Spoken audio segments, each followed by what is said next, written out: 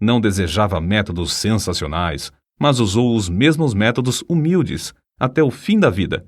Sermão dirigido direto aos ouvintes. Aplicação prática da mensagem do Evangelho à necessidade individual. Solos cantados sob a unção do Espírito. Apelo para que o perdido se entregasse imediatamente. Uma sala ao lado para onde levava os que se achavam em dificuldades em aceitar a Cristo. Estímulo a que os salvos trabalhassem entre os interessados e recém-convertidos. 1 hora de oração ao meio-dia, diariamente, e cultos que duravam dias inteiros. O próprio Moody afirmou: se estamos cheios do Espírito e de poder, um dia de serviço com poder vale mais do que 1 ano de serviço sem esse poder. Se estamos cheios do Espírito, ungidos, nossas palavras alcançarão os corações do povo. Na Inglaterra, as cidades de York, Sunderland, Bishop, Auckland, Carlisle e Newcastle foram vivificadas como nos dias de Whitefield e Wesley. Na Escócia, em Edimburgo, os cultos se realizaram no maior edifício e a cidade inteira ficou comovida. Em Glasgow, a obra começou com uma reunião de professores da escola dominical, a qual assistiram mais de 3.000 pessoas. O culto da noite foi anunciado para as 18h30, mas muito antes da hora marcada, o grande edifício ficou repleto, e a multidão que não pôde entrar foi levada para as 4 igrejas mais próximas. Essa série de cultos transformou radicalmente a vida diária do povo. Na última noite, Sankey cantou para 7.000 ouvintes que estavam dentro do edifício, e Moody, sem poder entrar no auditório, subiu numa carruagem e pregou para as 20.000 pessoas que se achavam congregadas do lado de fora. O coral cantou os hinos de cima de um galpão. Em um só culto, mais de 2.000 pessoas responderam ao apelo para se entregarem definitivamente a Cristo. Durante o verão, pregou em Aberdeen, Montrose, Brechin, Forfar, Huntly, Inverness, Arbroath, Farn, Nairn, Elgin, Ferris, Grantown, Keith, Rothesay e Campbellton. Muitos milhares assistiam a todos os cultos. Na Irlanda, Moody pregou nos maiores centros com os mesmos resultados, como na Inglaterra e Escócia.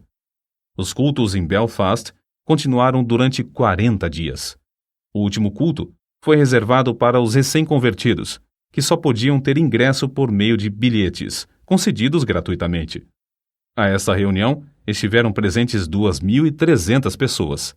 Belfast fora o centro de vários avivamentos, mas todos concordam em que nunca houvera um avivamento antes desse com resultados tão permanentes.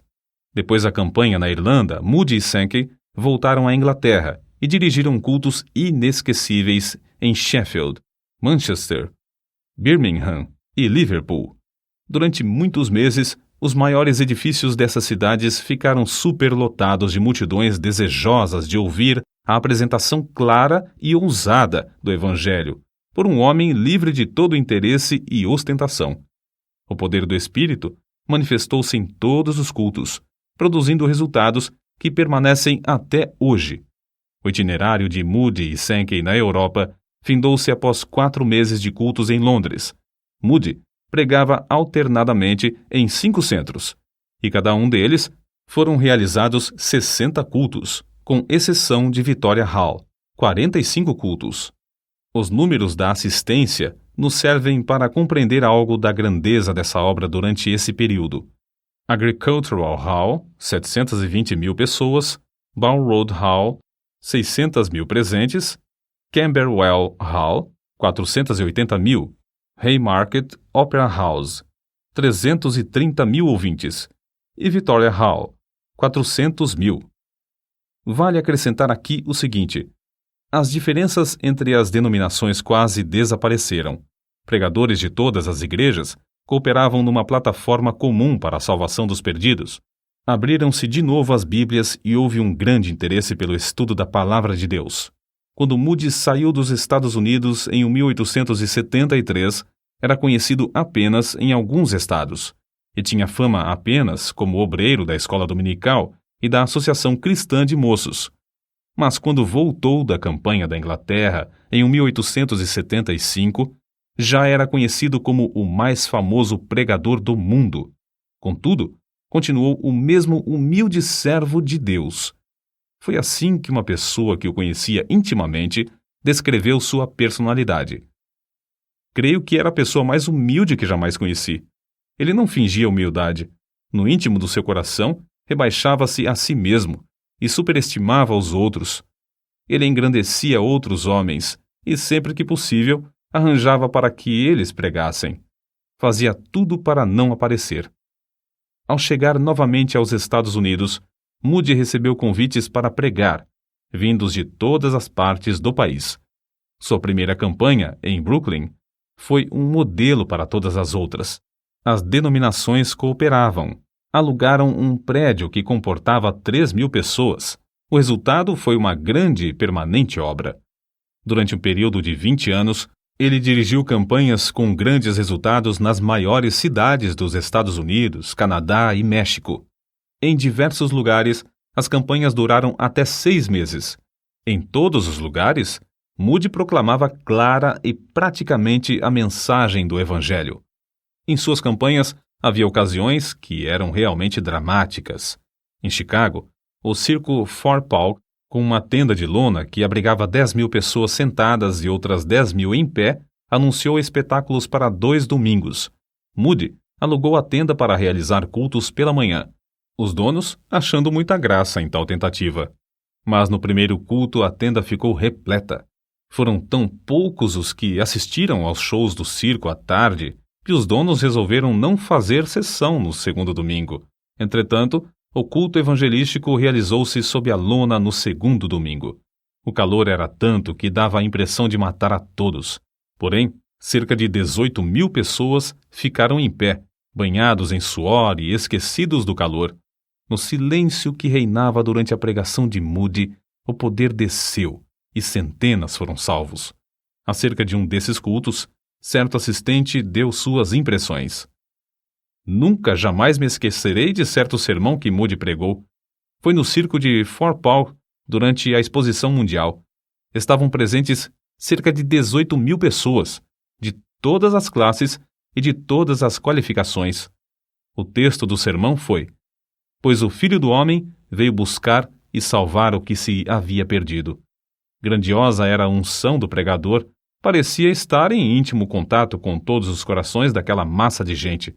Moody disse repetidamente: pois o Filho do Homem veio hoje ao circo Fort Paul, para procurar e salvar o que se perdera.